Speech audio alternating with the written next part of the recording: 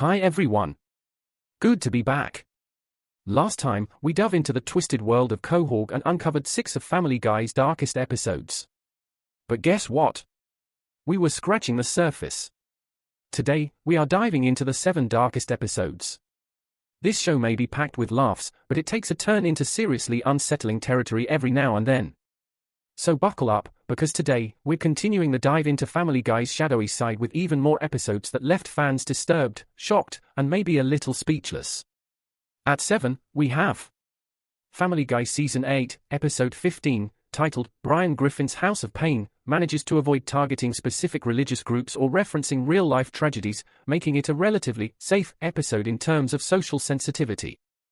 However, that doesn't mean it escapes criticism. It's still considered one of the more offensive episodes in the series, primarily because of how it treats Stewie, the Griffin family's youngest member. The episode features a subplot where Meg and Chris accidentally push Stewie down the stairs, injuring him. Instead of taking responsibility, the siblings start pointing fingers, sparking a ridiculous chain of blame. Things escalate quickly, and in a particularly over-the-top moment, Peter manipulates the situation so that Lois unknowingly runs over Stewie with the family car. The disturbing part isn't just the violence itself, it's how casually and repeatedly Stewie is harmed, treated more like a slapstick prop than a character. While Stewie is far from innocent, he's often portrayed as a diabolical baby genius capable of murder and world domination, he still presents as a baby. Watching a baby-like character get brutalized, even in cartoon form, can be unsettling, and that contrast between his appearance and the extreme violence is part of what makes this episode feel so dark, even by Family Guy standards. At 6, we have Con Air Season 17 Episode 8. This episode is one of the more uncomfortable entries in the series, largely because it shines a spotlight on one of its most controversial side characters, John Herbert. Known for his unsettling and persistent attraction to Chris Griffin, Herbert is usually relegated to brief, darkly comedic moments. However, this episode dives deeper into that dynamic in a way that pushes the envelope further than most fans are comfortable with. The episode takes a bizarre turn when Herbert mistakenly believes Peter is a teenage boy and becomes infatuated with him. This strange confusion triggers jealousy in Chris, who finds himself competing with his father for the inappropriate affections of their elderly neighbor. Peter and Chris ended up in a fight over Herbert. What starts as a surreal and absurd plot quickly becomes one of the most disturbing portrayals of Herbert's character, as the episode indulges in his predatory behavior rather than treating it as a passing gag. Herbert's presence in Family Guy has always walked a controversial line, the joke being that a frail, soft-spoken old man is secretly a predator hiding in plain sight. While some fans see his scenes as an example of the show's signature boundary-pushing humor, others view them as deeply problematic. This episode, in particular, crosses that line by giving Herbert too much narrative focus, essentially asking the audience to sympathize with or laugh along with a character whose defining trait is deeply unsettling. By placing Herbert at the center of a love triangle-style plot and giving him more screen time than usual, Family Guy makes it harder for viewers to dismiss his presence as just another edgy gag. Instead, Con Air ends up feeling like one of the rare episodes where the show's dark humor completely overpowers its self-awareness, making it a tough watch even for longtime fans. At 5, we have Seahorse Seashell Party Season 10, Episode 2. As part of Fox's ambitious Night of the Hurricane crossover event, Family Guy Season 10, Episode 2, Seahorse Seashell Party, takes a notably dark and surreal turn compared to its counterparts from American Dad and The Cleveland Show. While the Griffin family is trapped indoors by the raging hurricane outside, the episode veers into psychological territory when Brian decides to experiment with magic mushrooms, leading to one of the show's most unsettling sequences. Brian's drug trip quickly spirals into a vivid and terrifying hallucination, complete with grotesque monsters, warped reality, and disturbing visions that blur the line between fantasy and nightmare. The animation takes on a surreal, twisted quality, echoing the disorienting and often frightening effects of a bad psychedelic experience. Far from a comedic portrayal of drug use, the sequence feels intensely personal and chaotic, diving deep into Brian's mental state and leaving viewers feeling just as unmoored as he is. What elevates the episode, however, is Stewie's unexpected role as a calming and supportive presence. As Brian's hallucinations reach their peak, Stewie steps in to help guide him through the experience, offering empathy and insight. This dynamic adds a surprising layer of emotional depth, making it one of the strongest showcases of their unique friendship. Their bond is one of the series' most consistent emotional anchors, and here it's portrayed with a rare sense of seriousness amidst the chaos. Despite some moments of visual creativity and introspection, Seahorse Seashell Party is still hard to categorize as traditionally funny. The psychedelic horror of Brian's trip, combined with the raw exploration of drug use and mental instability, makes this episode more disturbing than humorous. It's an ambitious installment that leans into discomfort and dark themes, setting it apart as one of the most emotionally intense and divisive episodes of Family Guy. At 4, we have No Meals on Wheels Season 5, Episode 14. In Family Guy Season 5, Episode 14, No Meals on Wheels, the show leans into its trademark absurdity, where logic and realism are often tossed aside in favor of over-the-top plotlines.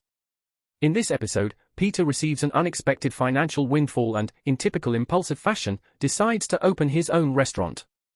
While Family Guy frequently plays with the idea that the Griffins should never realistically be able to afford Peter's ridiculous ventures, the episode expects the audience to suspend disbelief once again and go along for the ride.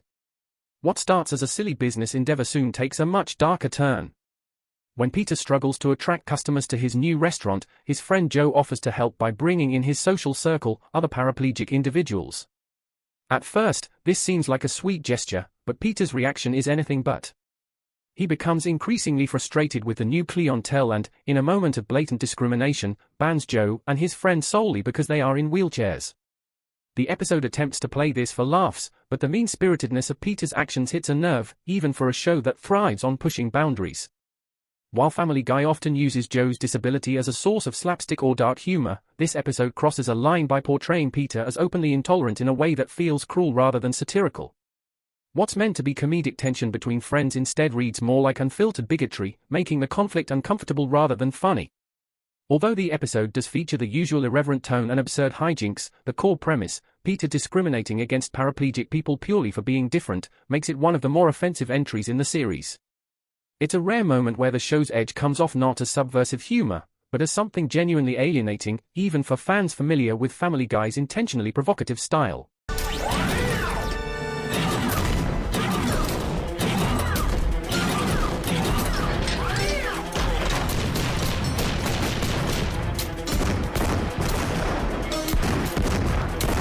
At 3, we have Stewie is Unsaint Season 13, Episode 12. Stewie and Brian teaming up for a wacky adventure is typically a highlight of Family Guy, often yielding the most memorable and offbeat episodes.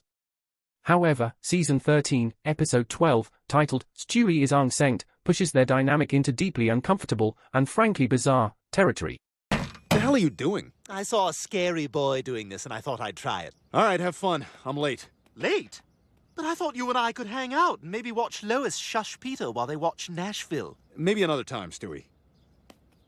There he goes again. He's being so standoffish. I don't understand.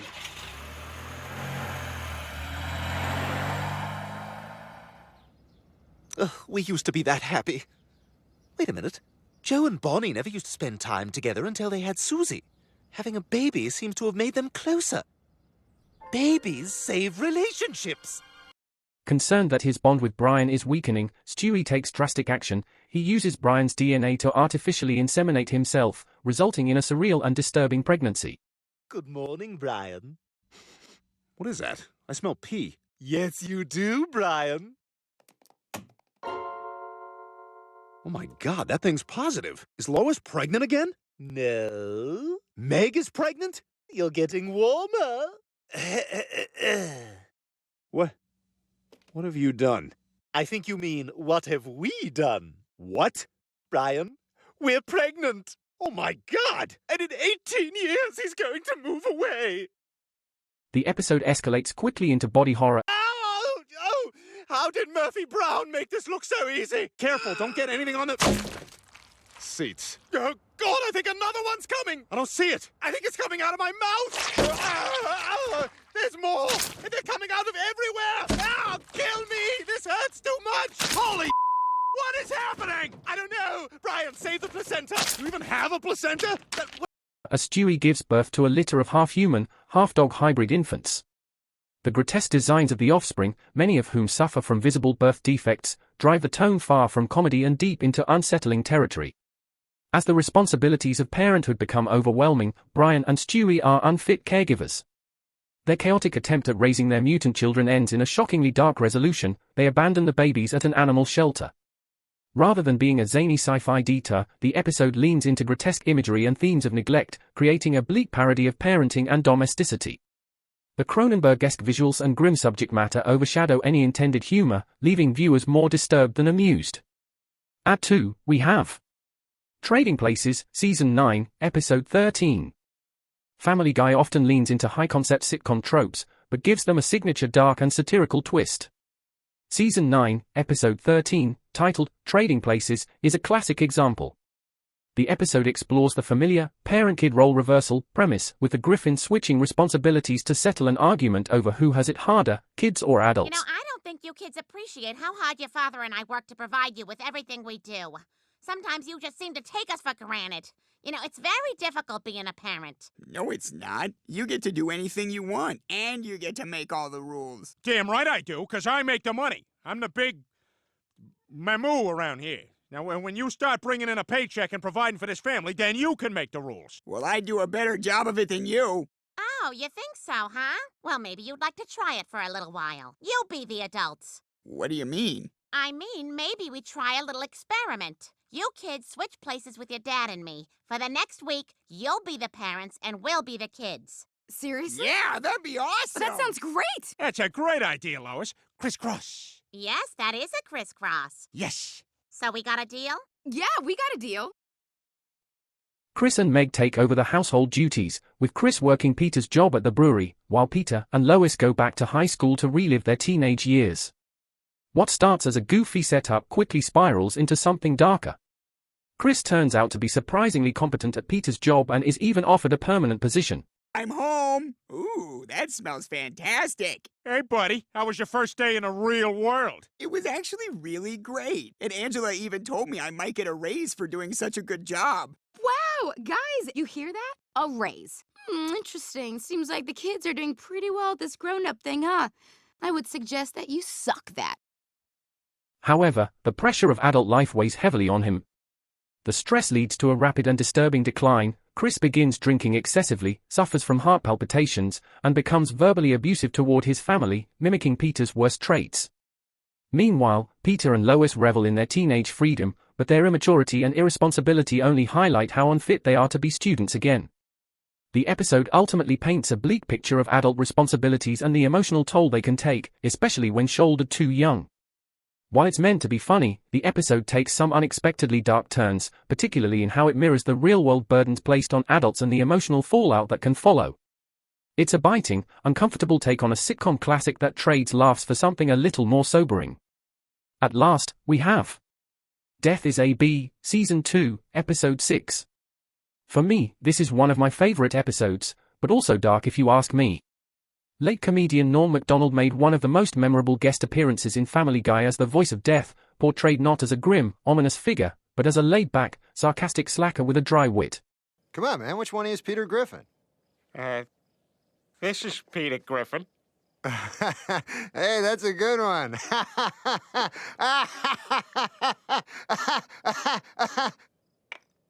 Why are you... No, wait, I'm not finished holding my sides.